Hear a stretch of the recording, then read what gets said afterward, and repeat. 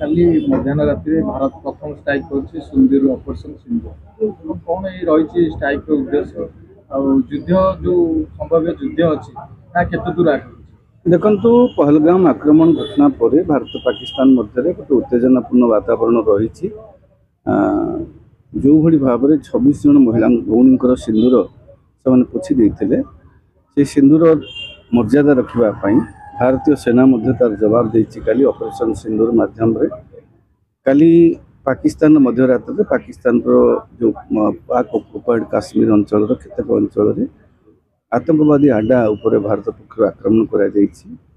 ଆଉ ମୃତାହତଙ୍କ ସୂଚନା ଯଦିଓ ଏପର୍ଯ୍ୟନ୍ତ ହସ୍ତଗତ ବିଶେଷ ଆଧିକାରିକ ସୂତ୍ରରୁ ମିଳିନାହିଁ, ତଥାପି ଏଇଟା ଗୋଟେ ଭାରତ ପ୍ରଥମ ଜବାବ ଦେଇଛି ଆତଙ୍କବାଦୀ ମାନଙ୍କୁ ଯେ ତମେ ଭାରତୀୟ ମହିଳାଙ୍କର ସିନ୍ଦୁର ପୋଛିଛ, ଆମେ ସିନ୍ଦୁରର ଜବାବ ତୁମକୁ ଦେବୁ। ଆଉ ଭାରତର ଯେଉଁ ଭଉଣୀମାନଙ୍କର ସିନ୍ଦୁରକୁ ମର୍ଯ୍ୟାଦାକୁ ଅକ୍ଷୁଣ୍ଣ ରଖିବୁ। ତେଣୁ ଏହି ସମୟରେ ଭାରତୀୟ ସେନା ସହିତ ଆମେ ସମସ୍ତେ ଅଛେ, ସମସ୍ତଙ୍କର ସମର୍ଥନ ଅଛି। ଭାରତୀୟ ସେନା ଯେଉଁଭଳି ଭାବରେ କାର୍ଯ୍ୟକ୍ରମ କରିବ, ନିହାତି ଭାବରେ ଆମର ଦେଶର ଅଖଣ୍ଡତା ଆଉ ସାର୍ବଭୌମତ୍ୱ ସବୁଠୁ ବଡ଼ କଥା। ସବୁ ସମୟରେ ଏଭଳି ତିରୋଟ ସମୟରେ ସେନାବାହିନୀ ହିଁ କଠୋରତାର ସହିତ ଆମ ଦେଶକୁ ସୁରକ୍ଷା ଦେଇଥାନ୍ତି।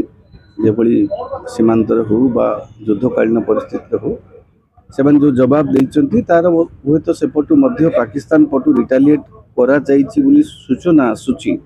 ସେମାନେ ମଧ୍ୟ ନୀରବ ବସିବେ ନାହିଁ ବୋଲି ତାଙ୍କ ପାକିସ୍ତାନ ପକ୍ଷରୁ କୁହାଯାଇଛି। ଯେଉଁ ଭାରତ ଯେଉଁଭଳି ଭାବରେ ଆକ୍ରମଣ କଲା, ଏମାନେ କହିଛନ୍ତି ଭାରତ କାୱଡ଼ିସ୍ ଆଟାକ୍ କରିଛି। ଆରେ ତମେ ମାନେ ଯେଉଁ ଆତଙ୍କବାଦୀ ଆସି କରିଥିଲେ ସେ କାୱଡ଼ିସ୍ ନଥିଲା? ସେମାନେ ଭୀରୁ ଭଳି ଆଚରଣ କରିକିରି 26 ଜଣ ନିରୀହ ଜନତାଙ୍କୁ ହତ୍ୟା କରିନଥିଲେ? ତେଣୁ ଭାରତ ତରଫରୁ ଭାରତୀୟ ସେନା ତରଫରୁ ଯେଉଁଭଳି ଭାବରେ କାର୍ଯ୍ୟକ୍ରମ ଗ୍ରହଣ କରାଯାଇଛି, ଆମେ ସମସ୍ତେ ଭାରତୀୟ ସେନାଙ୍କ ସହିତ ଅଛୁ। ଭାରତ ସରକାରଙ୍କ ସହିତ ଦଳ ମତ ନିର୍ବିଶେଷରେ ପ୍ରତ୍ୟେକ ରାଜନୈତିକ ଦଳ, ପ୍ରତ୍ୟେକ ଜନସାଧାରଣ ମଧ୍ୟ ଏହି ତିରୋଟ ସମୟରେ ଖୁଣ୍ଟ ଭଳି ଠିଆ ହୋଇଛନ୍ତି। ପାକିସ୍ତାନ ହୁଏତ ତାର ରିଟାଲିଏଟ୍ କରିପାରେ ଆଗକୁ, ସେ କହିଛି, ତାର ଗୋଟେ ପ୍ରେସ୍ ରିଲିଜ୍ ଜାରି କରିଛନ୍ତି। ସେଟା ଯଦି ସତ୍ୟ, ଯେଉଁଟା ଗଣମାଧ୍ୟମରେ ଆସୁଛି ଯେ ଆମେ ଭାରତକୁ ମଧ୍ୟ ଆମେ ନିଜ ଜାଗା ବାଛି ଆମେ ଆଟାକ୍ କରିବୁ, ଆମେ ତାକୁ ଶାନ୍ତିରେ ଶୋଇବାକୁ ଦେବୁ ନାହିଁ। ତା ମାନେ ଆଗାମୀ ଦିନରେ ଯୁଦ୍ଧକାଳୀନ ପରିସ୍ଥିତି ଗୋଟେ ଆମେ ସମ୍ମୁଖୀନ ହେବାକୁ ଯାଉଛେ। କାରଣ ପାକିସ୍ତାନ ଭଳି ଖଳ ପଡ଼ୋଶୀ କେଉଁ ମୁହୂର୍ତ୍ତରେ କେଉଁ ପ୍ରକାର କାର୍ଯ୍ୟକ୍ରମ ହାତକୁ ନେବ, ସେଥିପାଇଁ ଆମେ ନିଶ୍ଚିତ ନୁହଁ।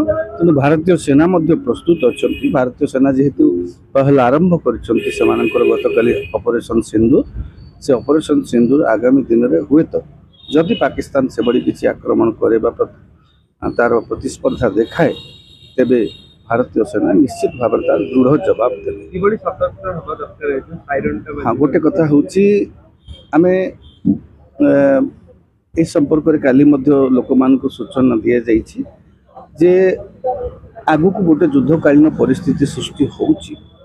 ଆମେ ଯୁଦ୍ଧକାଳୀନ ସମୟରେ କେଉଁ ଅଞ୍ଚଳ ଶତ୍ରୁ ପକ୍ଷର ଟାର୍ଗେଟରେ ରହିବ ଆମେ କେହି ଜାଣିନି।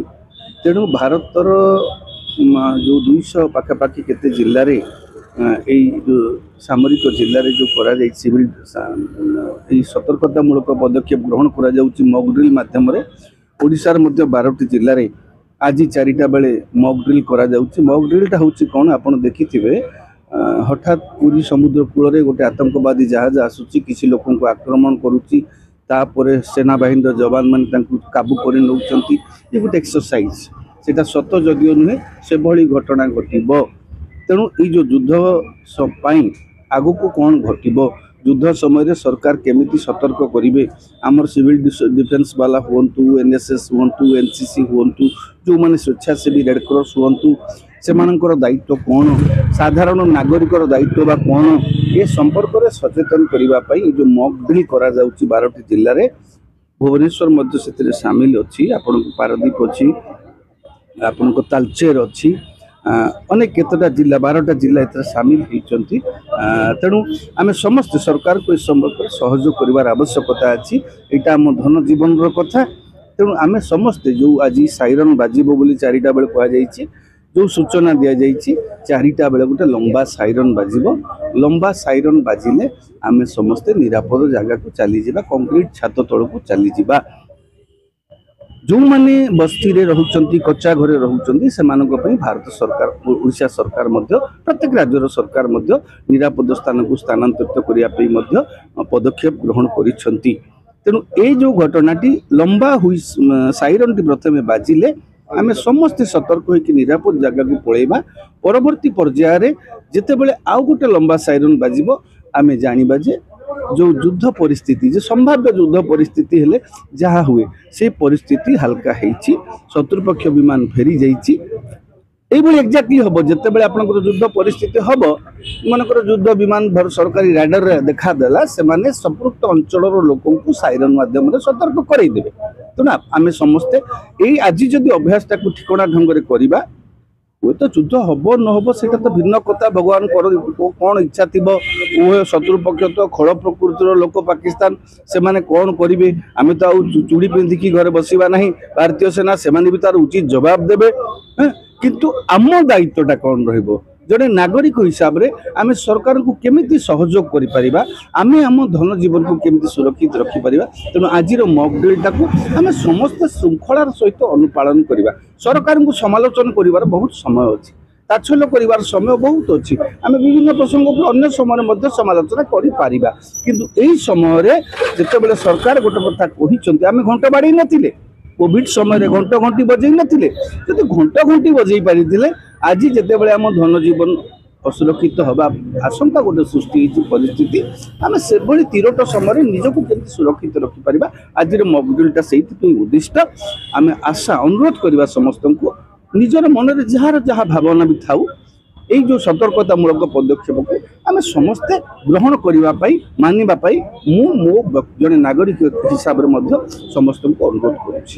पाकिस्तान माने तार को जगह को अटैक करी बोले आपण भाबुछन सेमति आतंकवादी अटैक को भारत के अटैक आज्ञा कौनसी राष्ट्र कहार आक्रमण शैली को एक्सपोज करती नहीं से टार्गेट निहाती भाव में जिते बड़े से धर्म कथा है पारे बिजनेस से देखिए बड़ बड़ बिजनेस एस्टाब्लिशमेंट बंदर विमान बंदर आपणकर बिजनेस जोटा पेंठ बड़ बड़ व्यावसायिक पेंठ ये समस्त जगह को से टार्गेट निश्चित भाव में करेंगे कारण कौन कले भारत आर्थिक स्थिति को दोहलई हेब धार्मिक स्थिति को भावना को प्रभावित करहब से करुवे आम आशंका करने कथा। तेना भारत सरकार से आवश्यक प्रस्तुति भारत सरकार सेमती कौली भाव में टार्गेट करेंगे। तेणु किए कार टार्गेट टाक तो आगुरी एक्सपोज करती ना जिते बड़े टार्गेट रो आशंका सृष्टि हुए सेते बेले आम सरकार तरफ आमको सतर्क सूचना दिज्व आम समस्ते आज जमी मॉक ड्रिल होची से भली भाव में निजक सतर्क रखा तो आम आखपाखे जदि कहीं कच्चा घरे रोचंत गरीब लोक रोचंती से आम चेष्टा करवा मानवीय मूल्यबोधर सहित से आम घर पाखे आम सुरक्षित रखिपर। जदि क्या सरकार उठे ना भूल रे बन्या समय बात्या समय अनेक लोक रही जाते आज्ञा तेणु से जदि किसी घटना घटव आमे आम आखपाख अड़ोशी जदि कच्चा घर किए अच्छा पड़ोशी से आम घर पाखे सुरक्षित भाव रखापी चेष्टा करवा। ये गोटे तीरोट समय समस्त मिसिक मुकाबला करवा भारतीय सेनार हाथ को मजबूत करवा।